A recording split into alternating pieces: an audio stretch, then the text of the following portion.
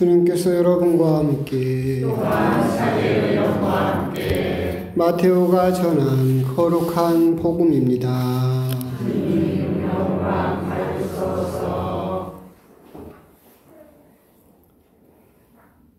그때 예수님께서 제자들에게 이런 비유를 들어 말씀하셨다.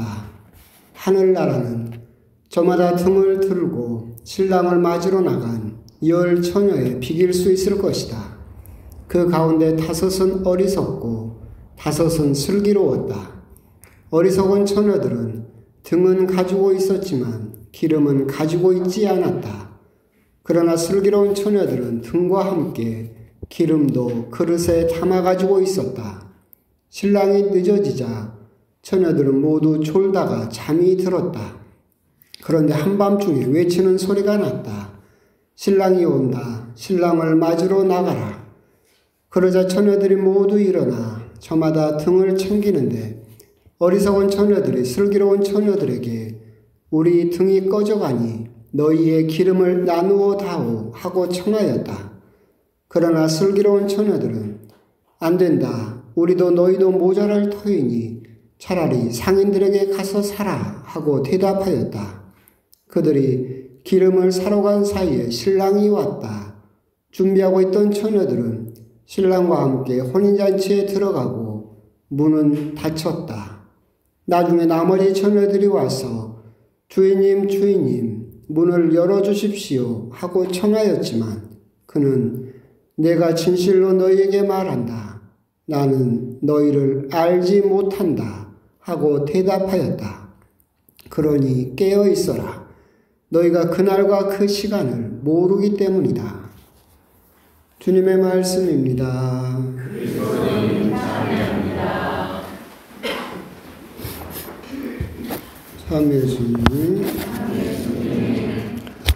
어느덧 11월이 되었고 유령성월이 되었습니다. 교회는 한 해의 가장 마지막 그 달을 유령성월로 그렇게 보내면서 또 어떻게 보면 우리의 기도를 필요로 하는 분들도 함께 또 기억하도록 공고하고 있습니다. 물론 12월도 남았는데 뭐 마지막 달이냐고 그러시겠지만 교회 달력으로는 11월이 마지막 달입니다. 이번 달 말이 대림시기로 새로운 해가 시작되기 때문에 결국 그 마지막이라는 말이 주는 의미에서 또한 그 마지막을 겪으셨던 분들을 우리가 기억하면서 기도가 필요한 분들을 또한 그분들의 영혼을 위해서 기도하는 달이 유령성월이고 또 특별히 오늘부터 시작되는 유령의 날이다라고 생각하셔서 우리의 기도를 필요로 하는 분들, 부모님이나 친척이나 가족이나 그런 분들을 위해서 좀 시간을 내서 기도해 드리는 그런 좋은 일을 또 하셨으면 좋겠다라는 생각이 듭니다. 우리 가톨릭 교회는 우리 교회에 대해서 설명을 할 때 하나이며 거룩하고 공본되며, 그러니까 공본되다는 이제 보편되며 사도로부터 이어오는 교회입니다라고 고백을 합니다. 거기에서 하나인 교회라고 하는 것은 물론 이제 우리 눈으로 보이는 것, 전 세계에 있는 우리 가톨릭 교회가 모두 하나의 전례, 하나의 교리, 하나의 믿음으로 이루어져 있다라는 그런 의미이기도 하지만 더 영적인 의미로 궁극적인 의미는 세계의 교회가 하나의 교회를 이루고 있다. 이제 그런 의미를 가지고 있습니다. 첫 번째 교회는 승리교회라고 부르는 천국에 있는 교회입니다. 교회라고 하는 것은 하느님을 믿는 사람들의 모임이기 때문에, 즉 천국에 이미 가서 하느님 나라에 가서 하느님 곁에 있는 사람들이 모여있는 그 교회를 승리교회라고 부릅니다. 그리고 두 번째 교회는 바로 우리입니다. 여기는 순례교회라고 부릅니다. 세상을 지금 순례하고 있고 나그네 길을 걷고 있기 때문에 우리 같은 이 지상의 교회를 순례교회라고 부르고, 또 하나의 교회가 단련교회라고 불러서 연옥에 있는 영혼들, 거기를 단련받고 있다, 죄를 털어내고 있다라고 해서 단련교회라고 부르는데, 이 세 개의 교회가 하나를 이루고 있다. 뭘로 하나를 이루고 있느냐면 통공으로서, 공이, 어떤 업적이 통한다, 서로 통한다라는 의미에서 통공으로서 하나의 교회를 이루고 있다라고 하는 것이 우리 가톨릭 교회의 특징이기도 하다. 통공이라고 하는 것은 무엇이냐라고 한다면 나의 기도가 또한 내가 한 선행이 그 업적이 내가 청을 통해서 어떤 사람에게 전달되는 거죠. 결국은 오늘 이제 끝나긴 했지만 모든 성인의 대축일이라고 하는 것은 승리교회에 있는 분들을 기억하는 날이죠. 그래서 그 승리교회에 있는 분들이 그분들이 이루신 공덕을 우리들에게 전달해 주는 날이 모든 성인의 대축일이죠. 그리고 위령의 날은 그 통공을 받은 우리가 이제 우리 공덕을 누구를 위해서 보내주는 겁니까? 연옥영혼들을 위해서. 단련교회에 있는 사람들을 위해서 우리가 기도를 받고 그 기도를 그분들을 위해서 전달해 주는 날, 그게 위령의 날. 그렇게 세계의 교회가 하나의 교회를 이루고 있다. 통공을 통해서 하나의 교회를 이루고 있다라고 하는 것이 가톨릭 교회의 특징입니다. 지옥에는 교회가 있습니까? 없습니까? 없죠. 있을 수가 없습니다. 지옥은 하나님을 거부하는 사람들이기 때문에 교회라는 게 성립할 수가 없겠죠. 그래서 세계의 교회가 하나의 교회를 이루고 있다. 결국 모든 성인들, 천국에 가 있는 분들이 어제 오늘 우리들을 위해서 기도해 줬다라고 한다면 이제 우리들은 오늘부터 우리의 기도가 필요한 연옥 영혼들을 위해서 우리가 기도할 필요가 있겠다라고 하는 겁니다. 이 연옥이다라고 하는 것은 이제 우리 교회가 만들어낸 것은 아니고 구약 성경에서부터 쭉 있었던 믿음입니다.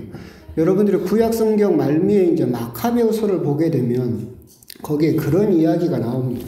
마카베오서는 이스라엘 사람들의 독립운동을 하는 것을 적어놨어요. 그리스 제국에서 이스라엘 사람들을 종교 박해를 하게 되죠. 그래서 이스라엘 사람들이 율법서를 가지고 있어도 사형, 돼지고기를 먹지 못하는데 억지로 돼지고기를 먹게 하고 이스라엘 사람들의 그 신앙을 못 지키도록 종교적인 박해가 일어납니다.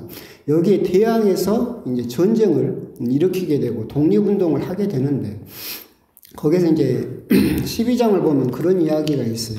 막 그 그리스 제국 사람들과 독립운동을 해서 승리했어요. 그 전쟁에서는 승리를 했습니다.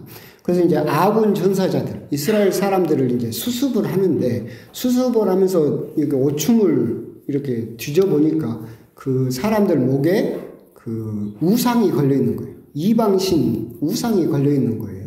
그러니까 이스라엘 나라를 위해서 하느님을 위해서 그렇게 자기 목숨까지 바치면서 그렇게 열심히 했던 사람들이 다 우상을 지니고 있다라는 것은 모순이겠죠. 그래서 이제 그걸 보고 이제 이스라엘 사람들이 성전에 봉헌을 하게 됩니다. 이 사람들이 좋은 일을 했고 좋은 일로 목숨을 잃었지만 다른 신을 믿었다. 그런 죄를 벗어달라라고 하면서 우리들의 기도로 우리들의 선행으로 그 사람들의 죄가를 벗겨달라라고 하는 것이 마카베오서에 나오게 되는데 그것이 결국은 연홍에 대한 이야기죠. 천국에 간 사람들 우리 기도가 필요합니까? 필요 없습니다. 그분들이 우리를 위해서 기도하겠죠. 지옥에 간 사람들 우리 기도가 필요합니까? 필요가 없습니다. 닿지를 않습니다. 우리 기도가 필요한 사람 누구예요? 연옥영혼이죠. 결국 그 이스라엘 사람들처럼 하나님을 위해서 목숨을 바쳤지만 나가면서는 다른 이방신의 부적을 목에 걸고 나갔다라는 잘못을 범했죠. 하지만 큰 몫으로는 좋은 일을 했죠. 그렇기 때문에 그 공과를 알아서 좀 벗겨달라고 하는 것이 연옥영혼의 출발점이었죠. 예수님의 말씀을 들어봐도 그렇습니다. 예수님께서 그런 말씀을 하셨어요. 누가 너를 고소를 하게 되면 재판정으로 가기 전에 재빨리 그 사람하고 화해를 해라. 그래서 화해를 해야 되는데 화해를 하지 못하면 너는 감옥에 갇혀서 마지막 한 푼을 다 갚을 때까지 결국 나오지 못하게 될 것이다 라고 말씀을 하셨죠. 나온단 말입니까? 못 나온단 말입니까? 나오긴 나오잖아요. 언제까지? 마지막 한 푼을 다 갚을 때까지. 그렇죠? 나올 수는 있어요. 그 감옥에서. 그런 말씀도 하셨고 또 예수님께서 이런 말씀도 하셨죠. 사람의 아들을 거슬러서 지은 죄는 용서받을 수 있다. 하지만 성령을 거슬러서 지은 죄는 용서받을 수 없다. 결국은 우리가 지은 죄도 다 한계가 있다라는 거죠. 우리가 용서받을 수 있는 죄, 하지만 용서받을 수 없는 죄. 그렇기 때문에 용서받을 수 없는 죄를 짓는 사람은 지옥에 가겠지만 그래도 나름 열심히 살았고 하지만 작은 죄를 지은 사람들은 연옥에 가게 될 것이다 라고 하는 것이 우리 교회가 처음부터 그렇게 믿었던 그런 교리이기도 합니다. 그런 또 신학적인 이야기도 있지만 우리가 그냥 일반적으로 상식적으로 생각을 해봐도 그렇죠. 나는 죽으면 바로 천국 갈 수 있다. 손 들어봐요. 나는 바로 천국이다. 없어요. 나는 죽으면 지옥 갈 것 같아. 그럼 어디 가려고 그래요? 커봐요. 우리가 상식적으로 논리적으로 그러면 아무리 내가 하나님을 믿는다 하더라도 우리들이 정말로 천사처럼 깨끗하게 살 수는 없어요. 우리가 바로 천국에 간다고 장담을 못 하겠죠. 근데 여러분 이렇게 주일미사 나오고 나름 열심히 하나님 믿었어요. 지옥 갈 수 있어요? 못 가요. 그럼 어딘가는 가야 돼. 어디 가요? 연옥을 가게 될 거예요. 여러분들은 거기에서 연옥에서 특히 이제 죄를 많이 벗어야 되는 게 여러분들이 그 잔벌이라고 남아있는데 여러분들이 고해성사 볼 때마다 맨날 감추는 벌 있죠? 이밖에 알아내지 못한 죄금 거기다 숨겨둔 죄 거기다 그 신부님한테 말 안 하고 하느님에게 말 안 해서 그냥 숨겨둔 죄 그걸 갚기는 갚아야 될 거 아니에요. 그래야 깨끗하게 하느님 앞으로 갈 수 있게 될 것이다. 그게 또 우리들의 상식적인 생각이기도 하다. 근데 우리가 생각을 해보면 연옥이라고 하면 옥자는 감옥이고 연자는 불화자가 붙었어요. 그래서 불타는 무슨 감옥 이렇게 생각할 수도 있겠지만 연옥이라고 하는 것은 어떤 장소적인 개념이 아니라 상태적인 개념이에요. 연옥은 쉽게 말하면 하느님께 적응되어가는 그 시간, 그 기간을 우리가 연옥이라고 생각을 하면 돼요. 그러니까 우리가 어두운 골목을 이렇게 지나가고 있어요. 깜깜해서 아무런 빛도 없어요. 그런데 앞에서 갑자기 자동차가 헤드라이트를 팍 나한테 켰어요. 그럼 여러분들 반응은 어떻게 됩니까? 피하죠. 너무 밝으니까 눈을 가리고 고개를 돌리죠. 그러다가 서서히 그 빛에 적응되면 고개를 돌려서 그 빛을 바라볼 수 있는 것과 똑같습니다. 여러분들이 하느님을 막 보게 되면 하느님은 빛 자체이시고 선 자체이시죠. 그분을 딱 보게 되면 여러분들은 부끄러워요. 그리고 이사야가 그랬잖아요. 자기 예언서에서 하느님을 보게 되자 나는 이제 죽었구나. 이 더러운 사람이 하느님을 직접 보다니 나는 이제 죽었구나라고 고백하고 있던 것처럼 우리 역시도 하느님을 직접 보게 되면 나의 모든 그런 더러움, 허물들이 보이기 때문에 부끄러워서 고개를 돌려버리게 되죠. 그래서 그러다가 차츰차츰 하느님께 적응돼서 바라보는 그 하느님께 적응하는 기간이 바로 연옥이다. 그렇게 또 생각을 하시면 되겠습니다. 그런데 여러분들은 유리한 점이 있어요. 여러분들은 1년에 2번 민방위 훈련하죠? 부활 때하고 성탄 때. 불 꺼놓고 하잖아. 그죠? 여러분은 불 꺼놓고 촛불 들고 열심히 그 빛에 적응하는 훈련을 하죠. 전혀 하나님을 알지 못했고 하나님을 믿지 않았던 사람들은 그 빛에 적응하는데 더 많은 시간이 걸릴 것이고 여러분처럼 신앙을 가지고 있었고 하나님을 믿었고 그래도 1년에 2번씩 열심히 민방위 훈련한 사람들은 훨씬 더 빨리 하느님께 적응할 수 있게 될 것이다. 그것이 우리가 생각하고 믿고 있는 연옥의 생각이다.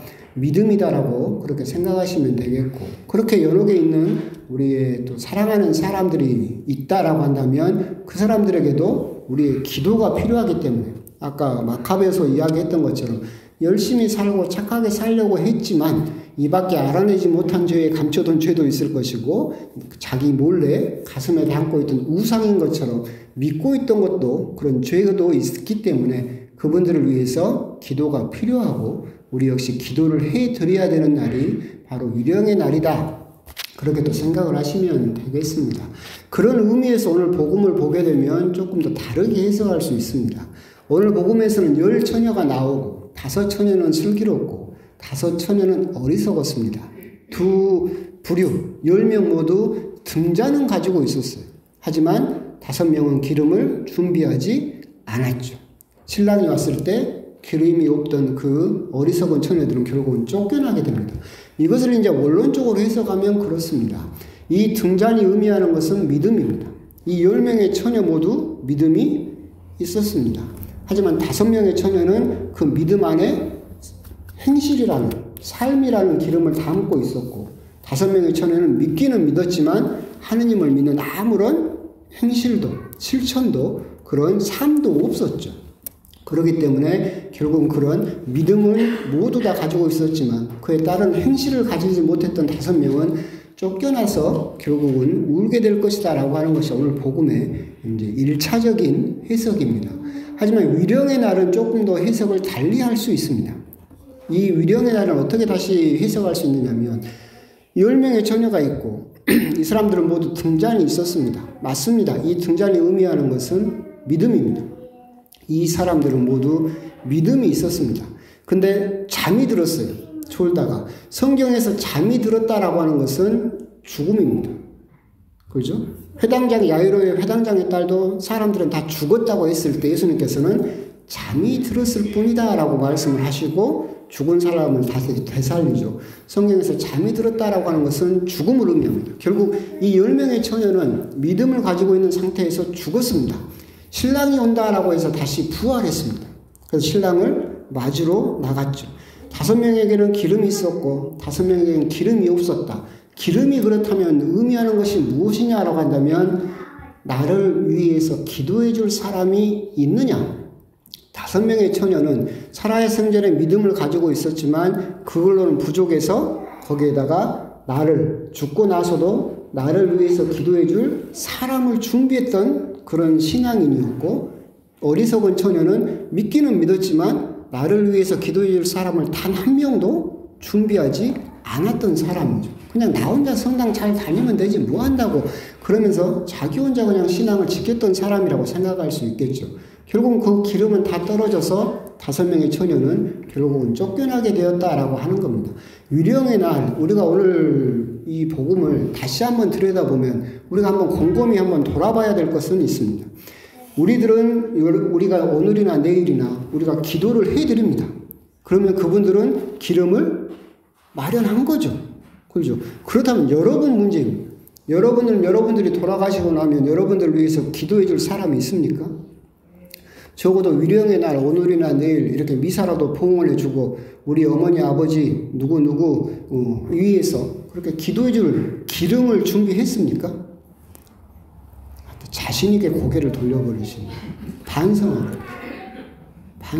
나 혼자 잘 믿고 나 혼자 성당 잘 다닌다라고 해서 끝나는 게 아니에요. 아까 말했잖아요. 여러분들은 죽자마자 바로 천당에 갈 수가 없어요. 그런 자신은 없죠.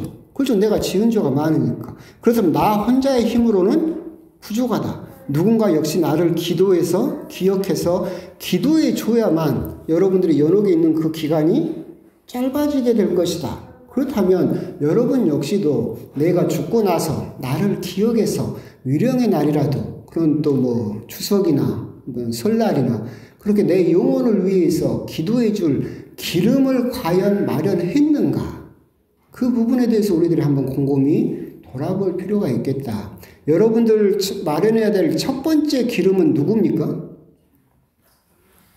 자녀죠. 그렇죠. 여러분하고 나하고 본당신 보고 신자긴 한데 헤어지고 나면 내가 여러분 위해서 열심히 기도해 줄까요? 몰라요. 뭐 밥 한 끼라도 사줬으면 내가 기도를 해주려면 모르겠는데. 근데 그래도 끊임없이 여러분들을 기억하고 끊임없이 기도해 줄 사람은 누구예요?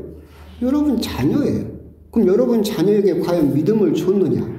그리고 그 아이에게 이런 연옥이나 영혼이나 그런 것들에 대한 신앙을 심어줬느냐? 정말로 그래도 적어도 나를 위해서 기도해 줄 사람, 그 자녀를 과연 나는 기름을 준비했는가? 그런 부분에 대해서 오늘 위령의 날 한번 곰곰이 묵상을 해보시고, 자녀를 정 설득할 자신이 없다. 그럼 여러분들이 두 번째로 마련해야 될 기름은 누굽니까? 옆에 있는 사람. 옆에 있는 사람. 같은 신앙, 같은 공동체에 있는 그 사람. 그러니까 제가 누누이 말씀드리죠. 맛있는 거 생기면 누구 갖다 주라? 옆에 있는 사람 갖다 줘.